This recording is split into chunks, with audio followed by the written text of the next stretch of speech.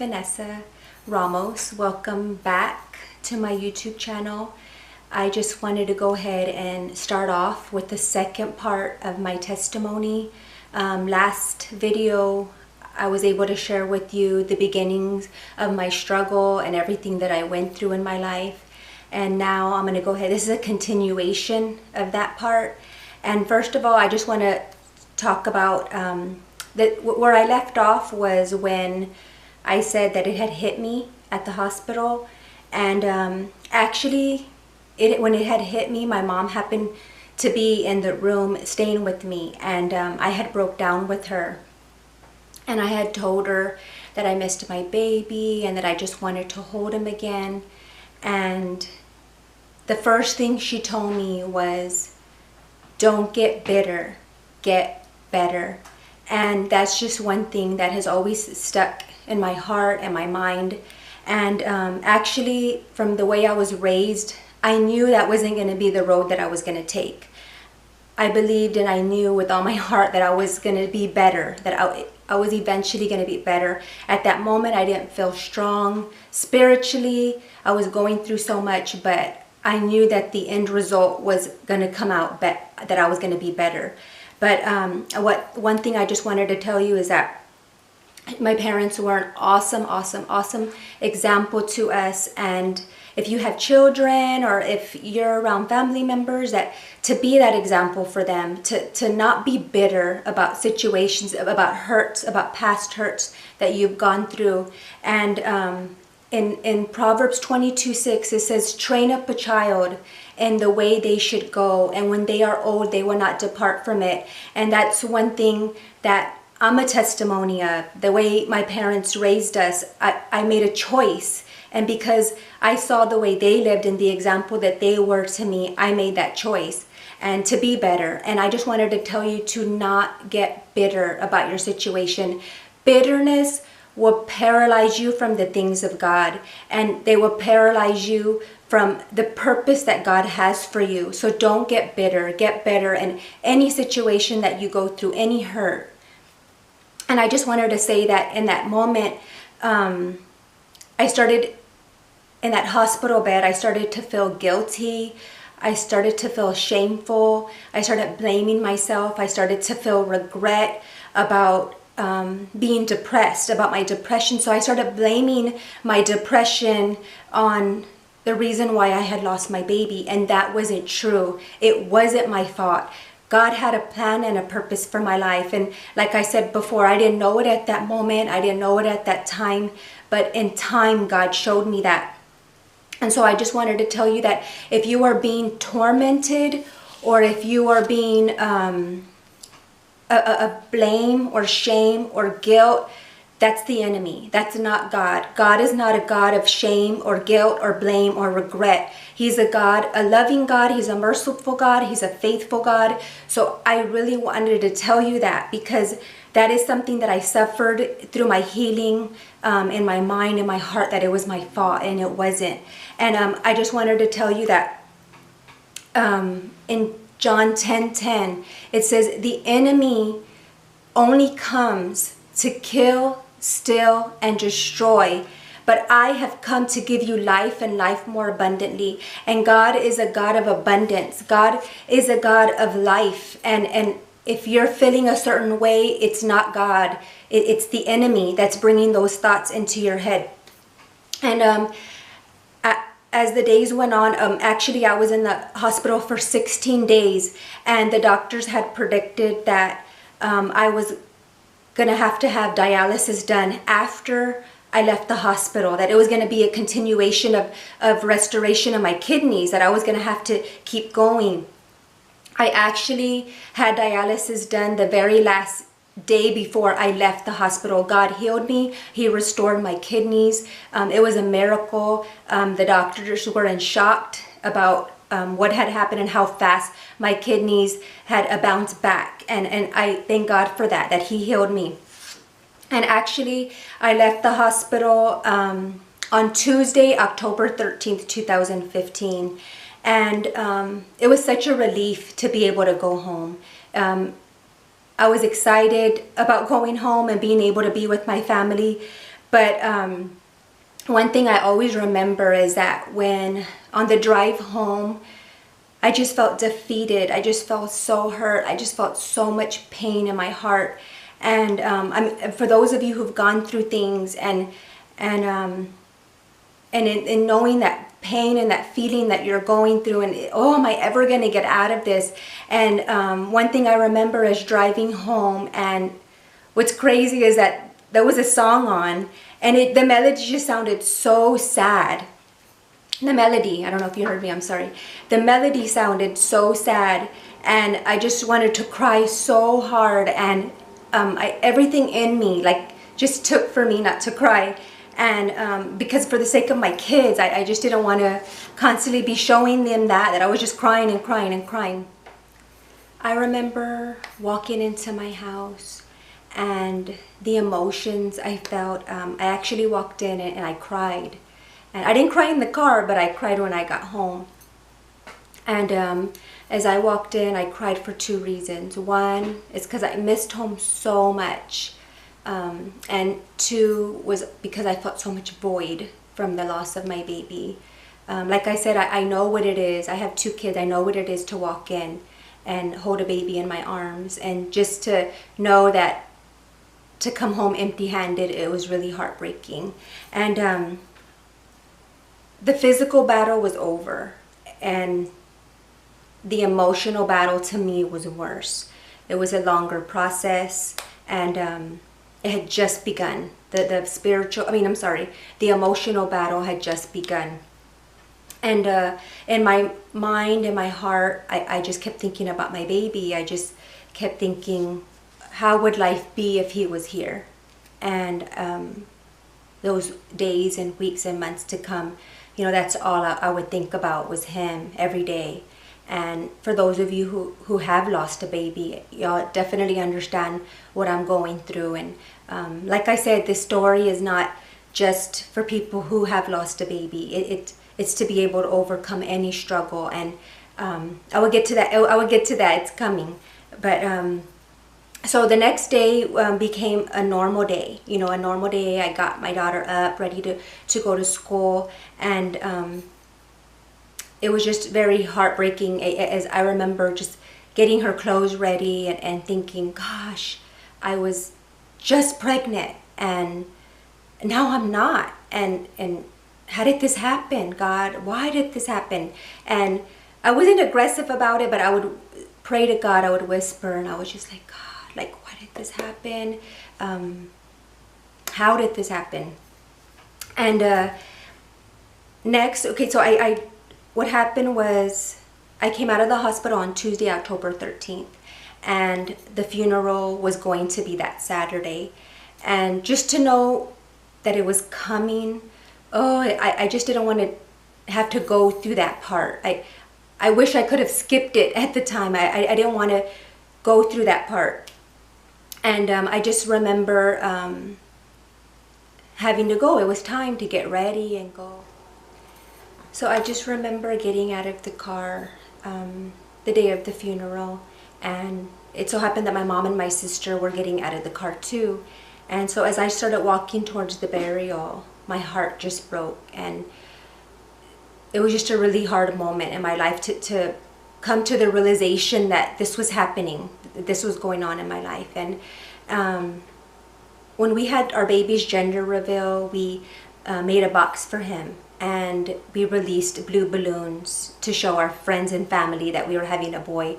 Well, at the funeral, we also released blue balloons, and I just remember releasing those blue, and I wasn't actually sitting in the funeral. I wasn't crying or anything, but as soon as we released the balloons, I just broke, and I just put my hands in my face and I just sobbed because it was just so heartbreaking. And I actually want to show you some video footage really quick. But I gotta find out what it is. Where'd you go? We're gonna find out if it's a boy or girl. My aunt is there. Yeah, both ways. They move your big head. Don't cut me! Don't cut me, bro! That's my cornhole hand. That's my cornhole hand. Now what are we doing? Okay, so open this. That? Now they gotta open that one. Open this one. Ready? One, They don't know yet? Ready to fly away? Yeah, they're gonna fly. 1, 2, 3, go.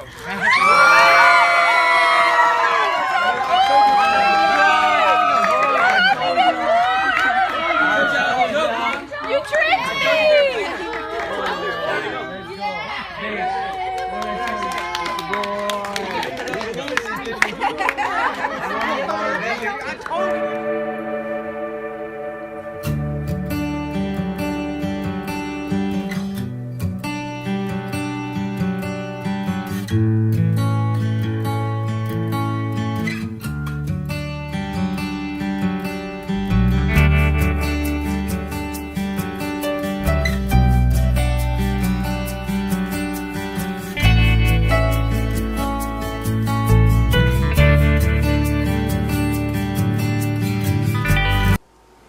I know the video may seem a little sad and heartbreaking as you watched it thinking, why did she show me that? But at the end of the video, I'm going to show you something else that will give you more of a smile on your face. After the funeral, it was just really hard to endure the pain. Just going back home, going to everyday routine, everyday life. At times, I just wanted to wake up and just wish it was a bad dream, that it was just a dream that had happened. And there's times where I didn't want to wake up. And it was just better that I was not here because I just didn't want to feel the pain. And like I've said before, for those of you who've gone through something, you know what I'm talking about, where you just don't want to live. But there is a reason to live, and there is a purpose. God has an awesome purpose for your life, and He has an awesome purpose for my life. And if the enemy is lying to you, saying that you don't have a reason to live and you don't have a purpose to live, like I said in John 10:10, the thief comes not only to steal, kill, and destroy, but I have come to give you life and life more abundantly. And God is a life of abundance, so don't forget that. Don't forget what I told you. And what God started showing me is purpose as a mother, you know, to my 2 children. My 2 children gave me purpose to live, and they helped me, gave me the strength. God used them to help me to go forward and to have a reason to wake up.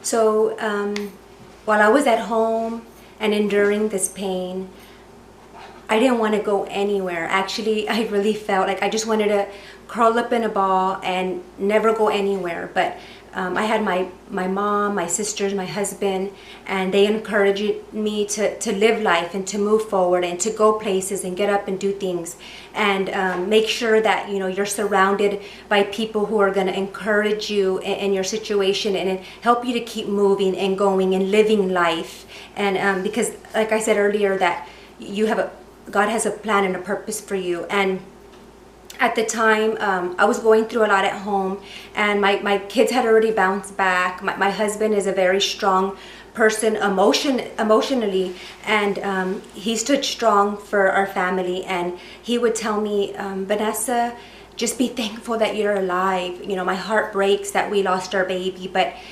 I wasn't on his end, so I didn't get to see, you know, how he felt or know how he felt when almost losing me.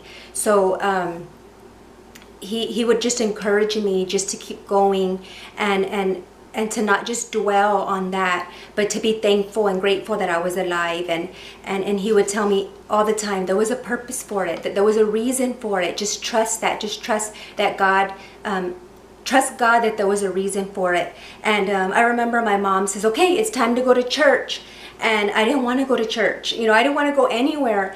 And she said, no, you know, the enemy wants to keep you bound to your house and not to go forward and go to church. And the last thing the reason why I didn't want to go to church is I didn't want people to feel bad for me and ask me how I was doing and make me cry. And I remember the first time I walked into church, I just had a big knot in my throat, and people did ask me and tell me they were sorry, and I just had a knot in my throat. I didn't want to cry, and I just held it in, but I just kept going, and I never stopped going to church after that.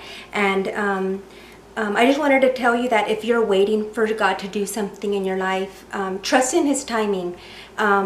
when I was trying to get pregnant with my son, he's my second child.